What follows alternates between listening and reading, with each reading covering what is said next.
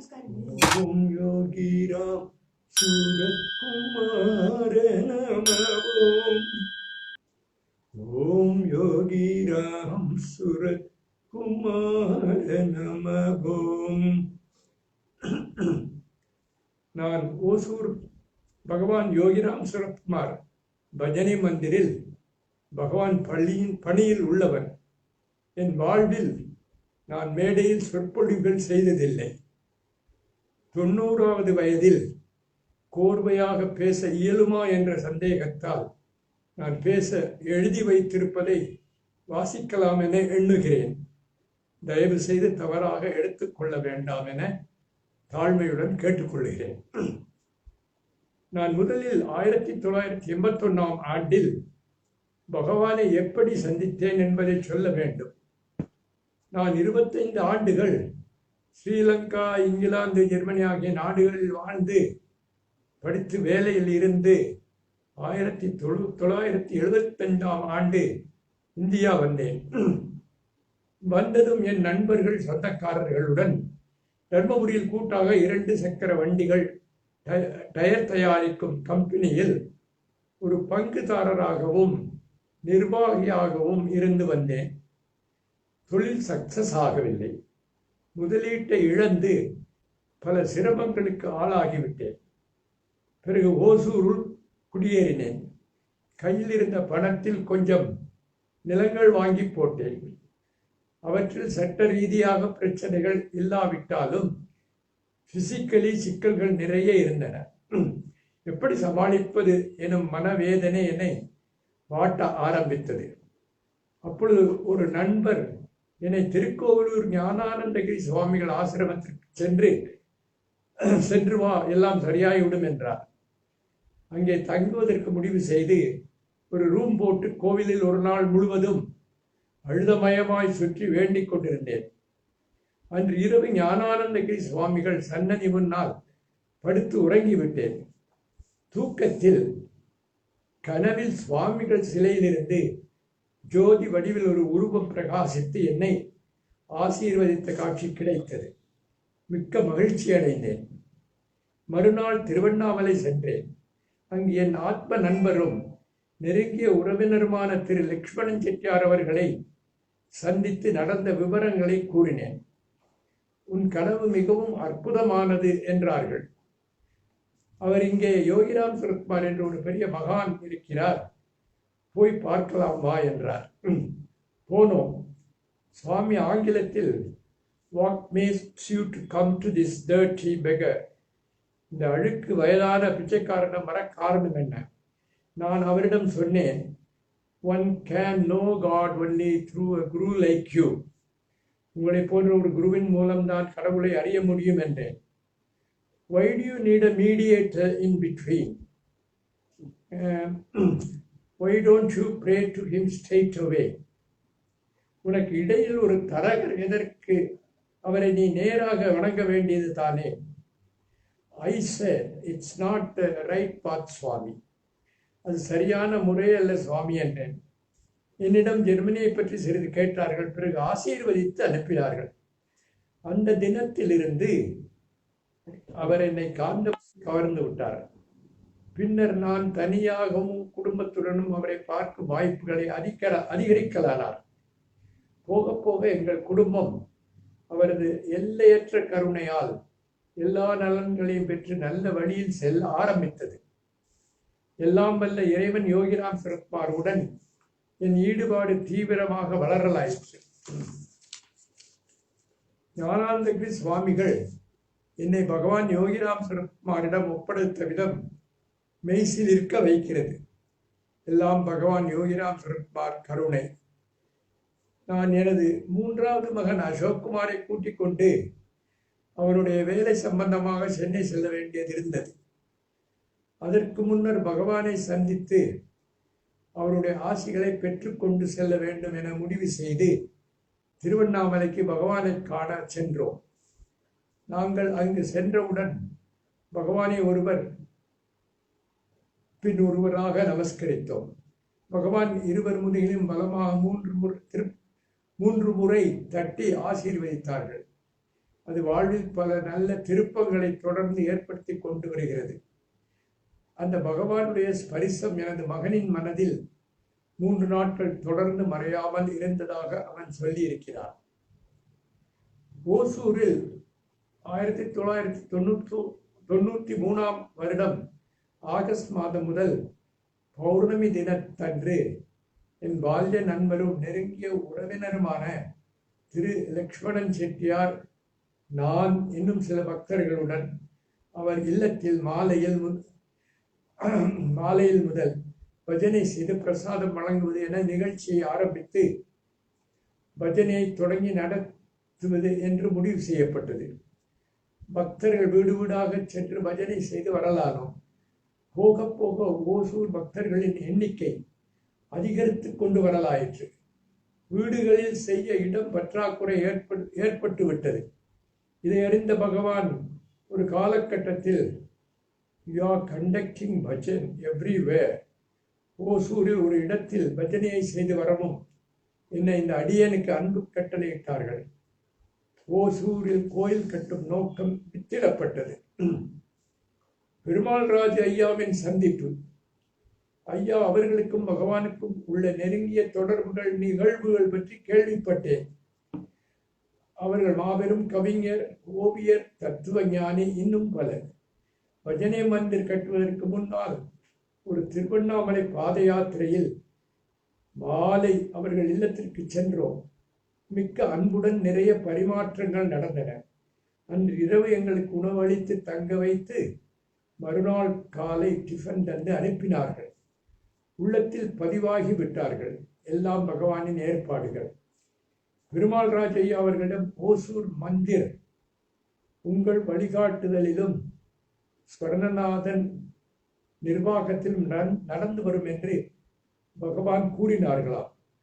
அதுபோல் ஜஸ்டிஸ் ஐயா அவர்களும் இதே தகவலை அவரிடம் பகவான் கூறியதாக ஒரு மேடையில் பேசினார்கள்.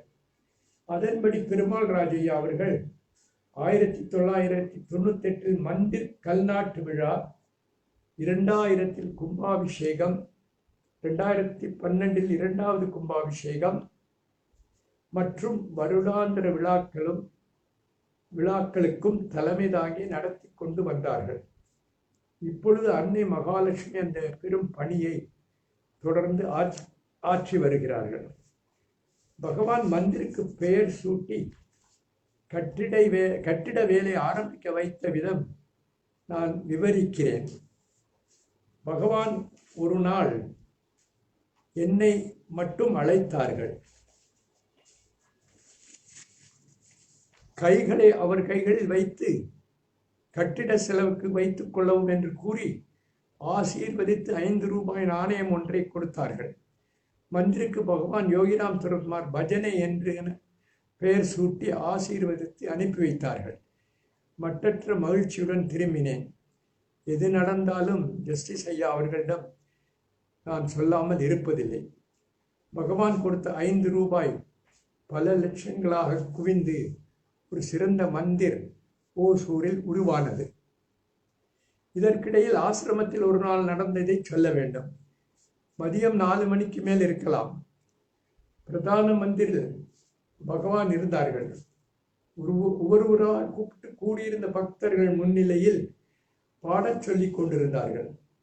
அப்பொழுது என்னில் ஒரு கற்பனை, என்னையும் பாடச் சொல்லி விடுவார்களோ, சொன்னால் என்ன பாடுவது என்று எண்ணினேன்.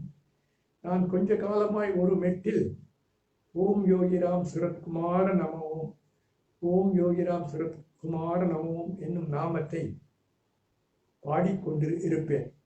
அதை பாடிவிடுவோம் என மனதில் ஓடலாயிற்று. என்ன ஆச்சரியம்! அந்த க்ஷணமே பகவான் என்னை கூப்பிட்டு ஸ்வர்ணநாதன் சிங் என்றார்கள். பக்தர்கள் முன்னால் சுமார் 5 நிமிடங்கள் பின்வருமாறு பாடினேன். ஓம் யோகிராம் சுரத்குமார நமவோம், ஓம் யோகிராம் சுரத்குமார நமவோம். பக்தர்கள் அனைவரும் மேற்படி நாமத்தை பகவானை வணங்கிக் கொண்டே சேர்ந்து பாடினார்கள். பின்னர் பகவான், மை ஃபாதர் பிளஸஸ் ஸ்வர்ணநாதன், என இருமுறை சொல்லி ஆசீர்வதித்தார்கள். இந்த நாமம் எனக்கு பகவான் தந்த தீட்சை. என் மனதில் இந்த நாமம் எப்பொழுதும் ஓடிக்கொண்டிருக்கும். எங்கள் ஆத்ம நண்பர்களில் ஒருவரான திரு குப்புசாமி அவர்கள் கோவில் கணக்குகளை எழுதி கொடுத்து உதவுவது வழக்கம். ஒரு முறை இதுவரை என்ன உத்தேசம் கோவிலுக்கு செலவாகியுள்ளது என்ற தகவலை பகவான் கனவில் வந்து கேட்டதாக சொன்னார்கள். நான் புரியாமல் கனவுகளை எப்படி எடுத்துக்கொள்வது என்று தெரியவில்லை என்று சொன்னேன். நானும் திரு வெங்கட்டுவும் திரு குப்புசாமியும் பின்னர் ஓரிரு வாரங்களுக்கு பிறகு பகவானை தரிசித்து வர ஆசிரமம் சென்றோம். எங்களை சிறிது நேரம் அமர வைத்து ஆசீர்வதித்து அனுப்பினார்கள் பகவான். நாங்கள் கிளம்பும் போது திடீரென பகவான், "How much money you have spent so far for the temple?" என கேட்டார்கள். கனவில் வந்தார் என்ற உண்மையை அந்த இடத்தில் பகவான் தெளிவுபடுத்தி ஆச்சரியப்பட வைத்தது. ஸ்ரீ ஸ்ரீ குருஜி முரளிதர சுவாமிகளின் சந்திப்பு. இது விசித்திரமாக பகவானால் நேர்ந்தது. அந்த காலகட்டத்தில் மகாத்மாக்களின் தொடர்பு எனக்கு ஏதும் இல்லை. பாலகுமாரன் அவர்களை கும்பாபிஷேகத்திற்கு அழைப்பதற்கு முடிவு செய்து சென்னைக்கு நானும் எனக்கு உதவி வந்தவரும் நெருங்கிய உறவினருமான அருணாச்சலம் என்ற வெங்கிட்டும் சென்றிருந்தோம். இவர் வெகுகாலம் பகவானிடம் கூடவே இருந்து வந்த திரு லக்ஷ்மணன் செட்டியார் அவர்களின் குமாரர்.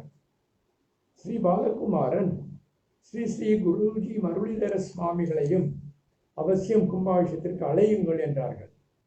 சரி என்றோம்.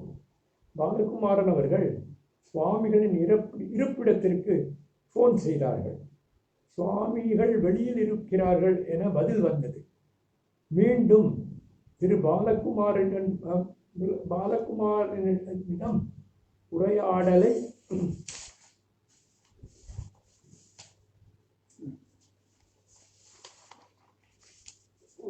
உரையாடலை தொடர்ந்தோம். அச்சமயம் ஸ்ரீ பாலகுமாரன் வீட்டிற்குள் சுவாமிகள் ஒருவர் வந்தார். பாலகுமாரன் தன் குடும்பத்துடன் ஓடிச் சென்று அவர் பாதங்களில் விழுந்து நமஸ்கரித்தார். ஸ்ரீ ஸ்ரீ குருஜி முரளிதர சுவாமிகளே இங்கு வந்து விட்டார்கள் என எங்களிடம் கூறிக்கொண்டே எல்லோரும் வந்தார்கள். எங்களால் நம்பவே முடியவில்லை. மெய் சிலிர்த்து விட்டது. நாங்களும் சுவாமிகளை நமஸ்கரித்துக் கொண்டோம். குருஜி அவர்களை கும்பாபிஷேகத்திற்கு தங்கள் சமூகம் வந்து சிறப்பித்தர வேண்டும் என கேட்டுக்கொண்டோம். அவர்களும் அவசியம் வருவதாக கூறினார்கள். மேலும் அவர்கள் இருப்பிடத்திற்கு வரச் சொன்னார்கள். அதன்படி அவர்களை சந்தித்து அழைப்பிதழ் கொடுத்த சமயம் இந்த விழா மிக சிறப்பாக நடைபெறும் என்று வாழ்த்தி அனுப்பினார்கள். இதுவுமே பகவானின் செயல்தான். ஓசூரில் வசித்து வரும் பகவான் யோகிராம் சிறப்பார் அவர்களின் பக்தர் ஒருவருக்கு 10 வருடங்களாய் குழந்தை பாக்கியம் கிடைக்கவில்லை. நாங்கள் திருவண்ணாமலைக்கு ஒரு பாத யாத்திரை செல்லும் சமயம் அவரை அந்த பாத யாத்திரையில் கலந்து கொள்ளுங்கள், பகவான் அனுக்கிரகம் செய்வார்கள் என கூறினோம். அவரும் உடனடியாக சம்மதித்து கலந்து கொண்டார். அதுபோல் அபிஷேக் என்னும் அழகான பையன் அவர்களுக்கு அவ்வருடமே பிறந்தார். அந்த குடும்பத்தினர் அனைவரும் பகவானிடம் அடைக்கலம் புகுந்து விட்டனர். அந்த பையனின் 6வது வயதில் வயிற்றில் ஒரு ஆபரேஷன் செய்ய வேண்டிய நிர்பந்தம் வந்தது. சென்னையில் இருந்து அவன் தந்தை எனக்கு மந்திருக்கு டெலிஃபோனில் வருத்தத்துடன் இந்த செய்தியை கூறினார். இன்னும் 1 மணி நேரத்தில் ஆபரேஷன் முடிவெடுக்கப்படும் என்றார். நான் பகவானின் உருவச்சிலையை பார்த்து கொண்டே அவரிடம் பேசினேன். பகவான் ஆபரேஷன் வராது என சொல்ல வைத்தார்கள். அதுபோல் ஆபரேஷன் செய்ய வேண்டிய தேவையில்லை என்று டாக்டர்கள் கூறவே எனக்கு பின்னர் இந்த தகவலை சொல்லி ஆனந்தத்தில் மூழ்கினார். ஒரு பாத யாத்திரையின் பொழுது நான் லக்ஷ்மணன் செட்டியார் அவர்களுக்கு எழுதிய தபாலில் 4 முதல் 5 பாடல்கள் பகவான் முன்னிலையில் பாட விரும்புகிறேன் என கூறியிருந்தேன். ஆசிரமம் சென்றடைந்ததும் ஹாலில் பகவான் முன்னிலையில் இருந்தோம். பகவானிடம் நான் பாடலாமா என கேட்டேன். பாடலாமே என்றார்கள். ஒரு பாட்டு பாடினேன். ஒன் மோர் என்றார்கள். 2 முடிந்தது. ஒன் மோர் என்றார்கள். 3 முடிந்தது. ஒன் மோர் என்றார்கள். பாடினேன். ரிப்பீட் திஸ் சாங் என்றார்கள். அந்த பாட்டு தற்சமயம் கோவையில் இருக்கும் கவிஞர் ராசு எழுதிய குருவே சுவாமி முனைப்பணிந்தோம் என்றதாகும். 4 முடிந்தது. ஒன் மோர் என்றார்கள். 5 முடிந்தது. போதும் என்றார்கள். நான் 4-5 பாட்டுகள் பாடலாமா என தபாலில் கேட்டு எழுதியிருந்தபடி நடந்தது. ஒரு நாள் டைனிங் ஹாலில் இருந்தேன். நல்ல கூட்டமாக இருந்தது. பகவான் ஒரு புஸ்தகத்தை மாதேவியிடம் கொடுத்து குருவின் மகிமை என்ற ஒரு டெக்ஸ்டை சொர்ணநாதனை படிக்க சொல்லி கேட்டார்கள். மாதேவி என்னை கூப்பிட்டு பகவான் முன்னிலையில் படிக்க சொன்னார்கள். மிகவும் உரத்த குரலில் தெளிவாக படித்தேன். இடையில் ஒரு இடத்தில் மனம் என்று படித்தேன். பகவான் மனனம் என்று படிக்கவும் என்று திருத்தினார்கள். ஆச்சரியப்பட்டேன். அதில் மனனம் என்று இருந்தது. அனைத்தையும் அறியும் ஆதிமூலம் பகவான் என உணர்ந்து கொண்டேன். ஒரு முறை மனவேதனை என்னை வாட்டி எடுத்தது. உடனே ஓசூர் மந்தில் அவர் உருவச்சிலை முன்பு அமர்ந்து உருகி வேண்டினேன். அந்த சிலையில் பகவானின் கண்கள் வெள்ளை நிறத்தில் காட்சியளித்தன. நான் கூடவே இருக்க வேதனையேன் என்று புரிய வைத்தார்கள். ஒரு முறை திருவண்ணாமலை ஆசிரமத்தில் உங்கள் இருப்பை உணரவிடாது இந்த கொடும் மாயை மனம் பாடாய்படுத்துகிறதே என மனம் கலங்கி பகவான் உருவச்சிலையை பிரார்த்திக் கொண்டே சுற்றினேன். பின்னர் ஊர் வந்து சேர்ந்தேன். 10 தினங்களுக்கு பின்னர் நானும் என் மனைவி, என் பேத்தி உமாலட்சுமியின் 3 மாத குழந்தை அருண் அனைவரும் எங்கள் காரில் பெங்களூர் சென்று வந்தோம். என்னுடைய பேத்தி முன் சீட்டிலும் குழந்தையை மனைவி பின் சீட்டில் வைத்துக்கொண்டு அந்த காரில் அமர்ந்திருந்தனர். நானே காரை ஓட்டிக் கொண்டு வரும் வழியில் ஓசூர் அருகே ஒரு தாழ்வான 80 அடி பள்ளத்தில் கார் இறங்கி பயங்கரமாக குலுங்கி பிறழாமல் ஓடிக்கொண்டிருந்தது. என்ன தூங்குகிறீர்களா என்றார்கள். என் பேத்தியும் பயங்கர சத்தத்துடன் யோகிராம் சுரத்குமார் என்று கத்தினாள். நான் உணர்வுடன் தான் ஓட்டிக்கொண்டிருக்கிறேன், தூங்கவில்லை என்று கூறினேன். அச்சமயம் நான் ஏதோ எண்ணமற்ற உணர்வில் இருந்தாற்போல் இருந்தது. இடதுபுறம் ஒரு பெரிய மரம் அருகே இருந்த மணல் மேட்டில் போய் கார் மோதி நின்றது. ஒருவருக்கும் பெரிய காயங்கள் ஏதுமின்றி தப்பினோம். ஆனால் கார் வலதுபுறம் திரும்பி சென்று இருந்தால் 10 அடி தூரத்தில் 30 அடிக்கு 40 அடி பரப்புள்ள ஆழமான கிணற்றில் கார் விழுந்திருக்கும். அனைவர் உயிர்க்கும் ஆபத்து ஏற்பட்டிருக்கும். மேலே ரோட்டில் நூற்றுக்கணக்கானோர் கூடிவிட்டார்களாம். காரில் சென்றவர்கள் எல்லாம் உயிர் தப்பினார்களா என்று பேசிக்கொண்டார்களாம். அப்பொழுது ஒரு கன்னட மொழி பேசும் இளைஞரும் மற்றும் சிலரும் ஓடி வந்து பேருதவி செய்து டாக்டரிடம் அழைத்து சென்று வீடு வரை விட்டு சென்றனர். பின்னர் இந்த கார் கம்பெனியாரால் மிகவும் மோசமான நிலை அடைந்த கார் ரிப்பேருக்கு எடுத்து செல்லப்பட்டது. டாக்டர் சரவணன் சுரநாதனிடம் பகவான் இருப்பை உணர வைத்திருக்கிறார் என ஒரு சத்சங்கத்தில் இந்த தகவலை குறிப்பிட்டு பேசினார். ஒருமுறை பகவானை தரிசிக்க சென்றிருந்தேன். கையில் பழம் எடுத்து சென்றேன். சுவாமி உட்கார்ந்திருந்தார்கள். அந்த பழத்தை முன்னால் எடுத்து வைத்தேன். வைத்து விட்டு பகவானை நமஸ்கரிக்கலாம் என விழுந்து கும்பிடும் தருணம் முதல் வைத்த பழத்தை சிறிது கையால் தள்ளி இடம் மாற்றி வைத்து கும்பிட குனிந்தேன்.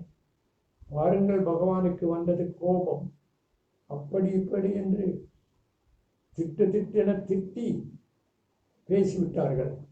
Get out and get lost, இங்கே நிற்காது, போ போ என்று விரட்டி விட்டார்கள்.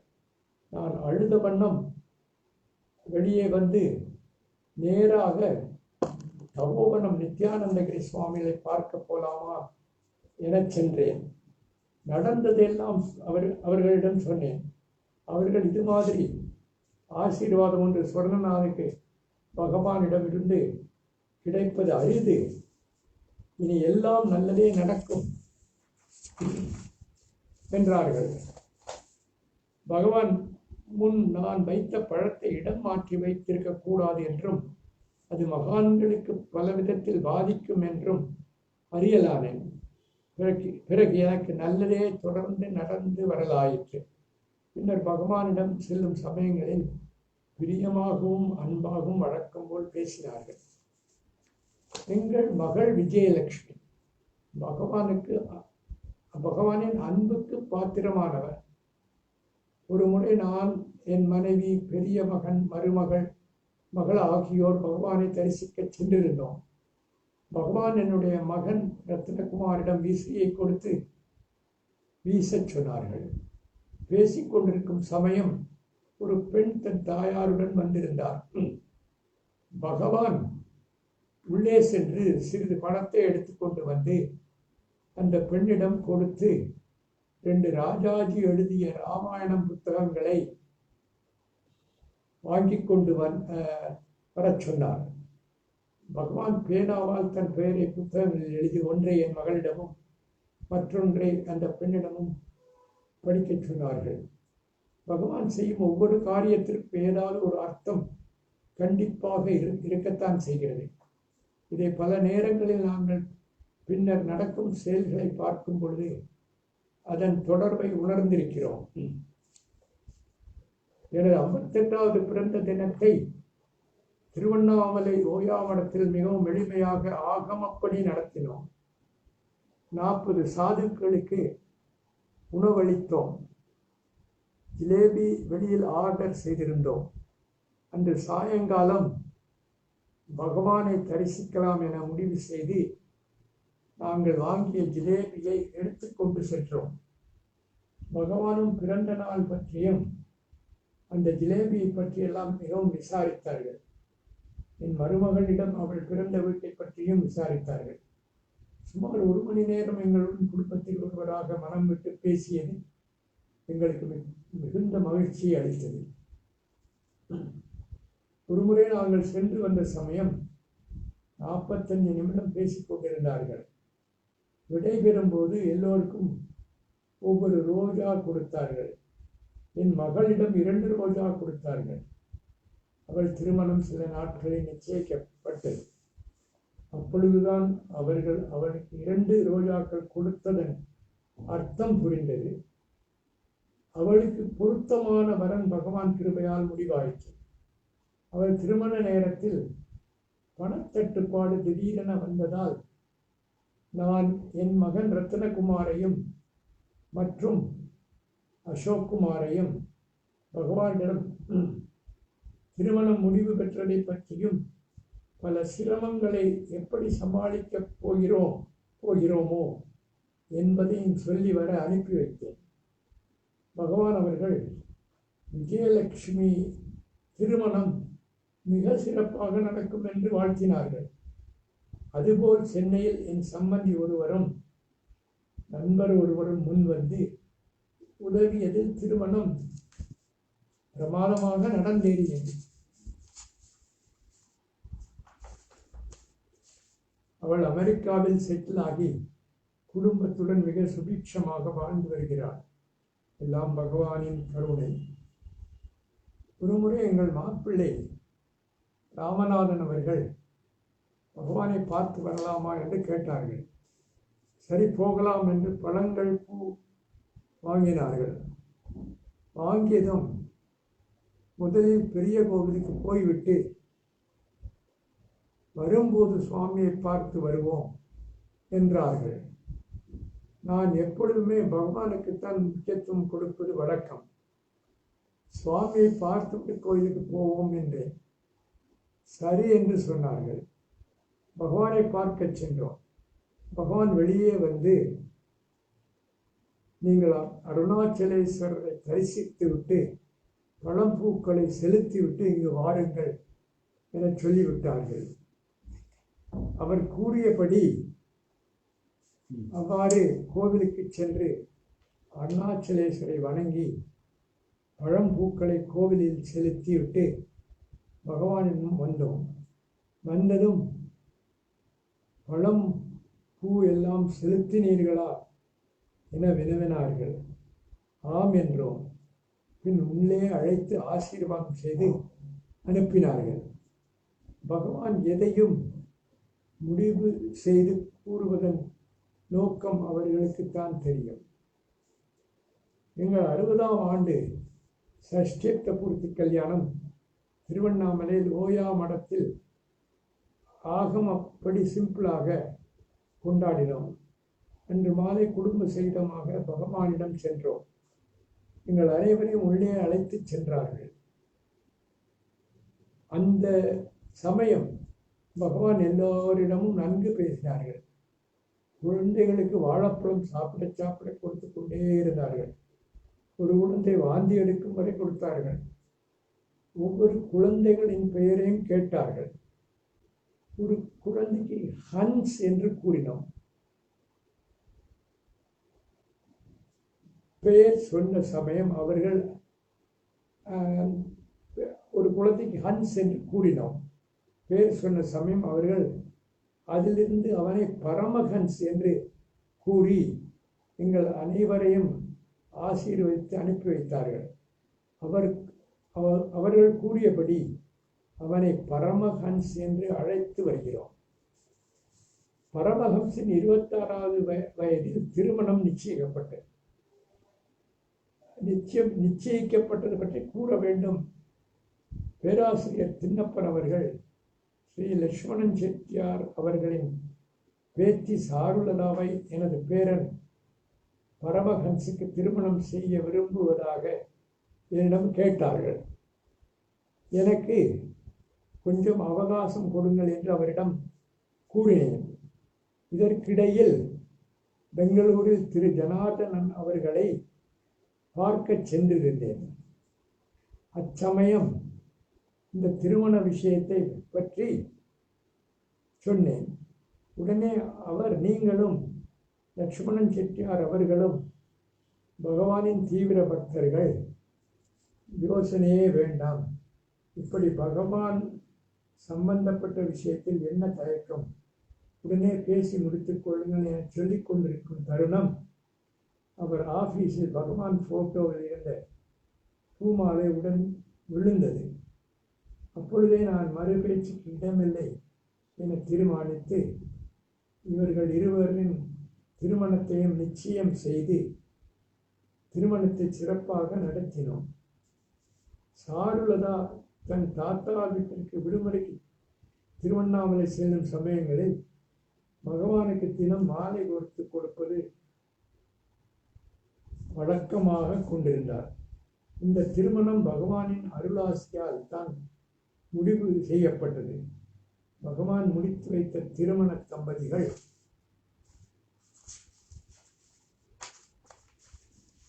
சீரும் சிறப்புமாக வாழ்ந்து வருகிறார்கள். இந்த தம்பதிகள் இருவரும் சிறு வயதிலேயே பகவானால் ஆசீர்வதிக்கப்பட்டவர்கள் என்பது குறிப்பிடத்தக்கது. என் பெண்ணை காலேஜில் சேர்க்க வேண்டியிருந்தது. அவள் சென்னையில் என் 2வது மகன் காந்திநாதன் வீட்டிலிருந்து படித்து வர ஏற்பாடு செய்தோம். ஆனால் எந்த காலேஜிலும் இடம் கிடைக்கவில்லை. காலேஜுகளில் அட்மிஷன் டைம் முடிந்து விட்டது.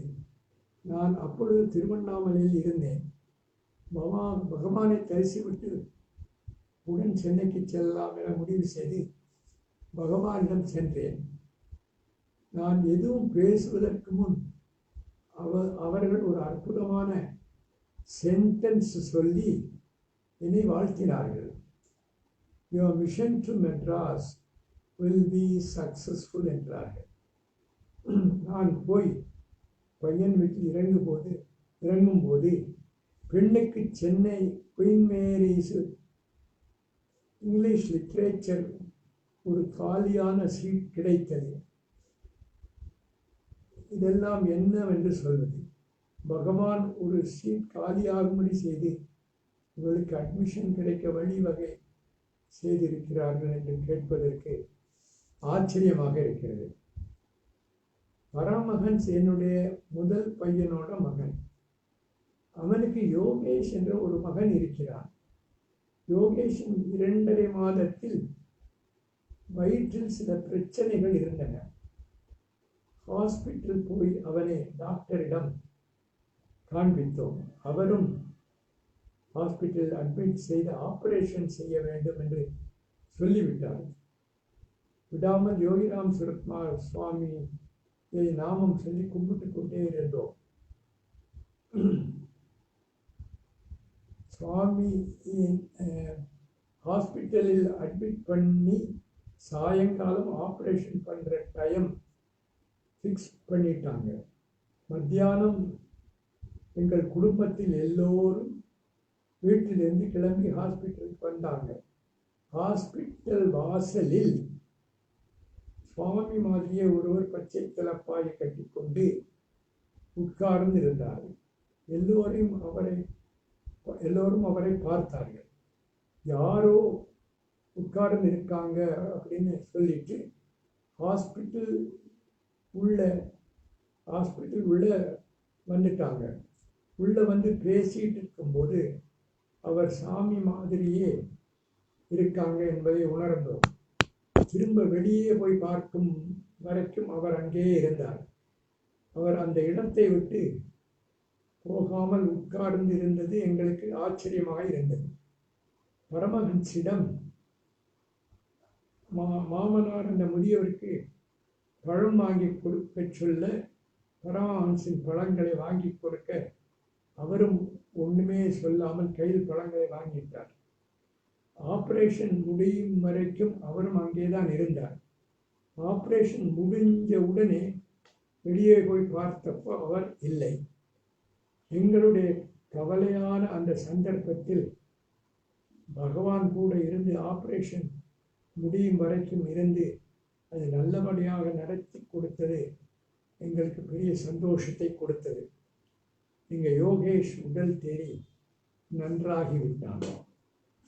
என் நண்பரும் ஆயுர்வேத டாக்டருமான திரு லக்ஷ்மண் BAMS MD அவர்களை எனது நீண்ட நாள் தீராத வயிற்று வலி மற்றும் வாயு உபாதை காரணமாக சிகிச்சை பெற அணுகினேன். அன்று இரவு டாக்டர் லக்ஷ்மணன் கனவில் பகவான் வந்து ஸ்வர்ணநாதன் மிகவும் குழப்பத்தில் உள்ளார் என்று கூறி சில காம்பினேஷன்களை உள்ள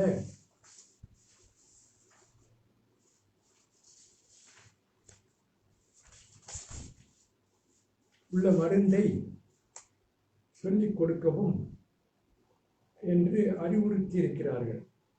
அடுத்த நாள் டாக்டர் விசாரித்ததில் இந்த மாதிரி பகவான் சொன்ன காம்பினேஷனில் மார்க்கெட்டில் எந்த மருந்தும் இல்லை என்று அறிந்தார்.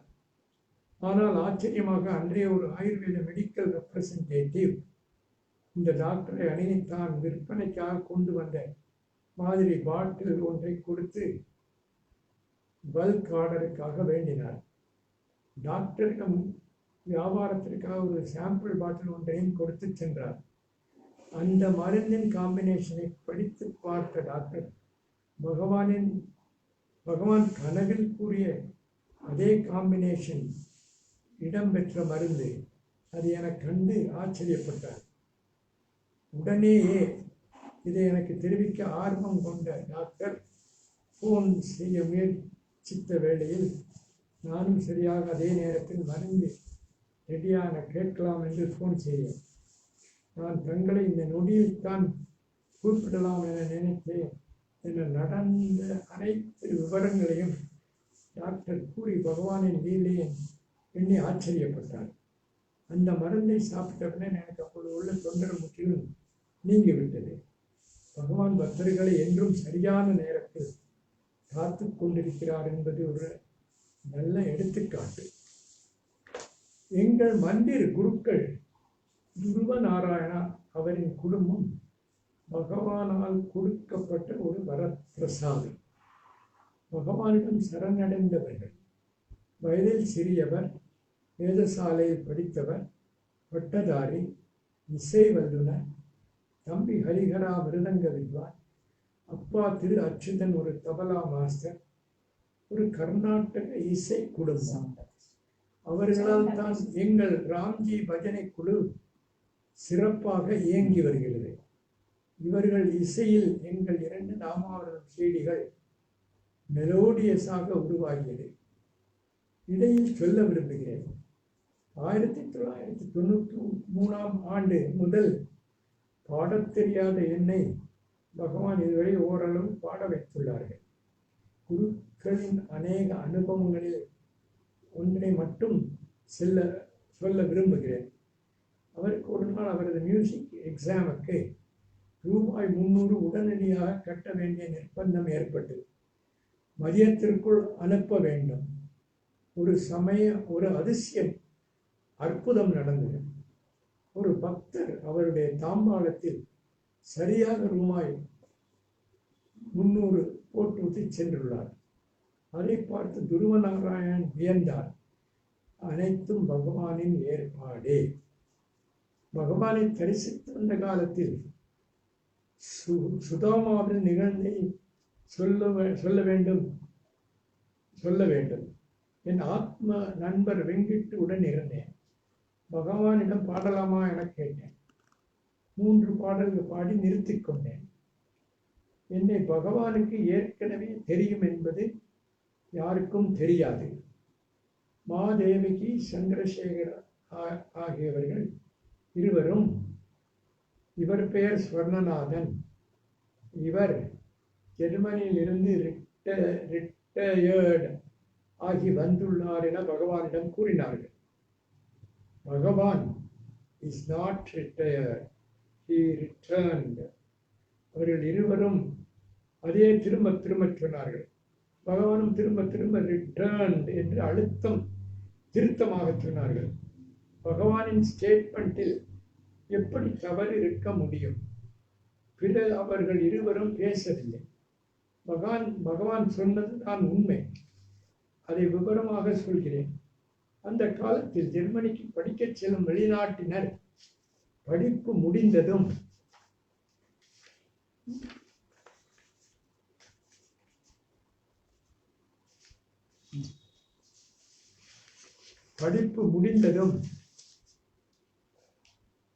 அவகாசம் அந்த நாட்டில் தங்கி கொஞ்ச காலம் தங்கிய பிறகு அதன் பிறகு அவர்கள் தாய்நாடு அல்லது வேறு எங்காவது போக வேண்டும் என்ற நிபந்தனை. வேலைக்கு என்று வரும் வெளிநாட்டார் மட்டுமே கால வரம்பு இல்லாமல் நாட்டில் இருக்கலாம். அதன் காரணத்தால் தான் என் டெம்பரரி ரெசிடென்ஸ் பெர்மிட் 12 வருட படிப்பு மற்றும் வேலை பெர்மிட் ரத்து செய்யப்பட்டது. நான் தாய்நாடு திரும்பினேன், ஒன்ஸ் ஃபார் ஆல். அதனால் தான் பகவான் தெளிவாக ரிட்டர்ன்ட் என்று சொன்னார்கள். ரிட்டையர்ட் ஆகி வரவில்லை. திரும்ப தாய்நாட்டுக்கு வந்துவிட்டேன். ட்ரூத் இஸ் காட், சச்சித் ஆனந்தா. பகவானுடைய ஏற்பட்ட அனுபவங்களை பேச நேரம் போதாது. சில அனுபவங்களை மட்டுமே உங்களுடன் பகிர்ந்து கொள்ள முடிகின்றது. அனைவருக்கும் மனமார்ந்த நன்றி உரித்தாக. யோகிராம் சுரத்குமார், ஜெய குருராயா. அதாவது ஸ்ரீ முரளிதர சுவாமிகளுக்கும் வாசு அவர்களுக்கும் என் மனமார்ந்த வணக்கங்களை தெரிவித்துக் கொள்கிறேன். அவர்களால் தான் நான் இன்று பேச முடிகிறது.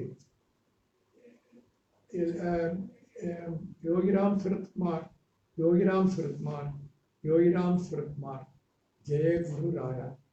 இந்த வாய்ப்பு அளித்தமைக்கு நான் எல்லோரையும் வணங்கிக் கொள்கிறேன்.